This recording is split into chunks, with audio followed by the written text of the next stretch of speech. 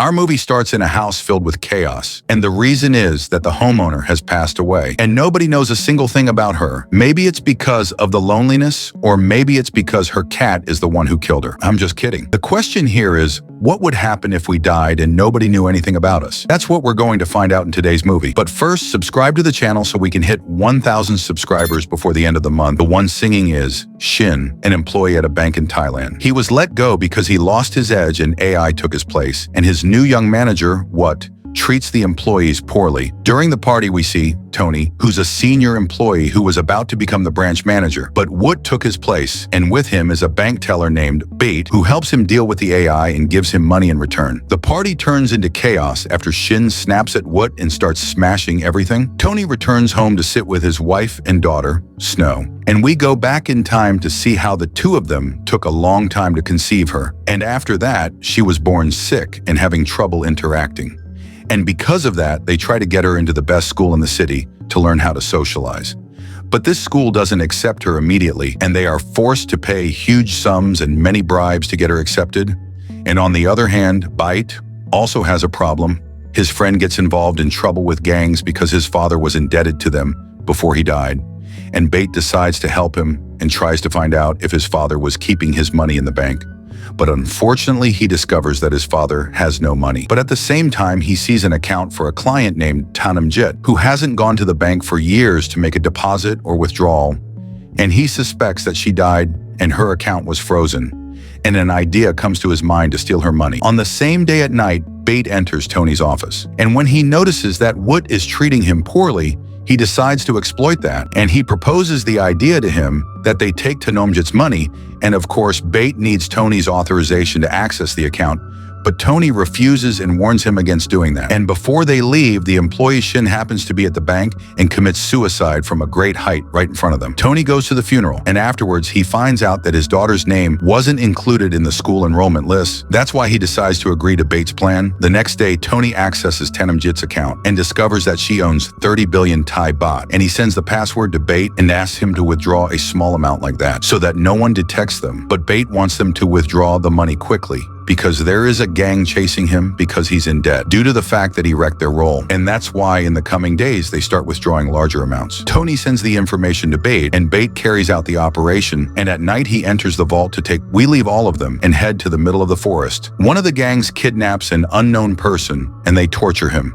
And that's because he was late in paying the money. And before he can finish his words, one of the gang members hits him brutally and kills him. After that, they burn him in the middle of the forest and leave the place and go. The gang leader talks to his criminal driver and tells him that he keeps his money in the bank because it's the safest place. And he also tells him that he put all his money in his maid's account, but she ran away with the money, and after years of searching for her, he discovered that she died. But he knows now that her daughter is alive, but she doesn't know anything regarding the account. Otherwise, she would have withdrawn all the money, and we find out that the money he's talking about amounts to 30 billion. As soon as his driver hears this information, he stops the car and sets the gang leader on fire and throws him on the road. We go back again to Beit and Tony. They split the amount they withdrew between each other. Tony returns home to check on his daughter and pays his daughter's fees, and she gets accepted into the school. And Beit goes to hand his friend some money and tells him that he found it in his father's account. And there they gank up on him and beat him. And when he tells them that he prepared the money for them, they demand even more money from him.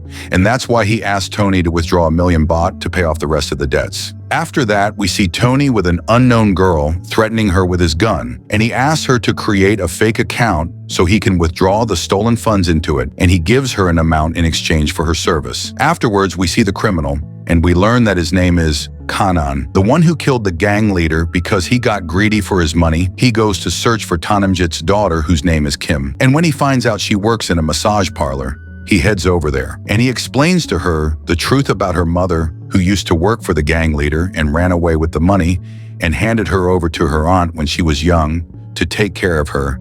And he tells her that her mother has a huge amount of money and she's the only one who can withdraw them. The next day, we see Tony with his daughter at school.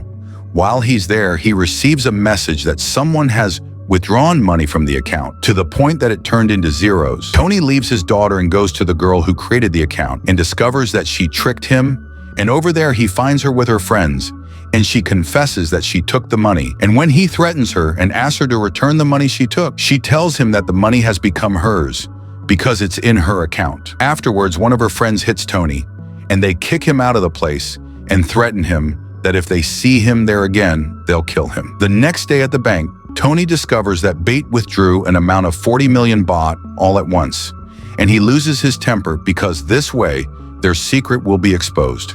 Afterwards, he tries to withdraw 25 million baht for himself, and even though it's a big operation, he does it in secret without the manager knowing anything. At night and before he leaves with the money, he is surprised that the manager is there, and he also knows about the frozen account that was opened, and he knows that Tony is the one who opened the account. Tony is officially busted, and he tries to justify his position and explains to the manager that he needs money for his daughter's school fees. But the manager doesn't care about the matter and orders him to return all the money to the account, or else he will report him. Tony goes out and calls Beit, who asks to meet him at a certain location. And as soon as he goes, he is surprised that the gang is controlling him. The gang leader hits Tony and demands that he lets them in on the stolen account. But Tony explains to him that the account is finished and there is no more money left. After that, we are surprised that the gang is at Wood's house. They attack him and beat him because Tony told them that the money is there. Wood threatens them with prison, but the gang leader kills him. The gang takes the money and then they leave the place. While Tony and Beit feel devastated, in the end they decide to get rid of the body and plan a way to recover the money. Tony returns home and hears harsh words from his wife because she accuses him of falling short in collecting money, and she asks him to stay at home to take care of the girl while she goes out to work. At that moment, he goes to prepare his gun and says goodbye to his daughter because he feels that something wrong is going to happen. The next day, he is surprised by Kim at the bank, Tanamjit's daughter. As if life wasn't full of enough problems, Kim asks him to withdraw her mother's money. But Tony refuses and explains to her that she needs a court order to control the account. At that moment, Kanan arrives and asks Tony to act and hand over her money and gives him Kim's ED to prove she's her daughter. But Beit intervenes and asks them for real proof from the court and closes the window in their faces. Kim leaves the bank feeling afraid because Kanan has a lot of information about her, and when she tries to escape from him, he catches her again. But before he harms her, Beit hits him with his motorcycle. Kanan gets up and beats him, but Kim defends him and stabs Kanan with a sedative injection. And after that, Beit takes her on the motorcycle and they flee the scene. Tony realizes he's in huge trouble. He returns home quickly and asks his wife to pack her things because they have to run. But Beit takes Kim to a local club to spend the day, as if there isn't a dangerous criminal trying to kill them. Tony calls Beit and asks him to lure the criminal to the gang leader's warehouse. And then he says goodbye to his wife and daughter and leaves them to end the problem he started. Beit doesn't know how to act and lure the criminal, but suddenly he finds the criminal calling him and telling him that he knows his location. Tony goes to meet the gang leader and tells him that a dangerous criminal is coming here and he can take all of his money from him, but they beat him even though he came to warn them. On the other hand, Beit the criminal and Kim arrive at the warehouse, and Beit promises Kanan that if he settles the problem with them, he will get the money he wants. And as soon as they enter the warehouse, the gang leader shoots Beit because he brought Kanan to the place, but Kanan pounces on him and beats him. The rest of the gang members arrive and the chaos begins. In the end, Kanan overpowers the leader and pours gasoline on him and warns them that if anyone approaches him, he will set him on fire. And when they think he's joking, he sets him on fire and throws him at them, and the fire catches all of them. One of the surviving gang members fires at Kanan, but he escapes, and then he comes from behind him, hits him, and finishes him off. Kanan is a very violent criminal and manages to kill all the gang members. Tony is in a state of shock. As soon as he wakes up from it, he takes his gun and goes to kill the rest of the gang members. But Kanan beats him and is on the verge of killing him. But Kim returns once again and threatens him and asks him to take all the money and leave, but enough death for now. Kanan agrees to her request and takes the money bag and leaves. And as soon as he steps out, Tony goes after him to kill him. But the gun is empty, but for his luck and Kanan's misfortune, an unknown person kills him and escapes in his car. Tony takes the money for his daughter and leaves the place, and forgets his friend Beit, who was killed because of him or because of himself. But we discover later that Tony didn't take the money for himself. Instead, he reported himself to the police and was arrested. And we learn in the end that Tanamjit ran away with the money and tried to contact her daughter Kim, but Kim rejected her, and that's why she decided to commit suicide. Tony goes to prison, but the criminal world he entered is impossible to survive. Someone attacks him and kills him because he thought he belonged to the gang. And here, we have reached the end of our movie.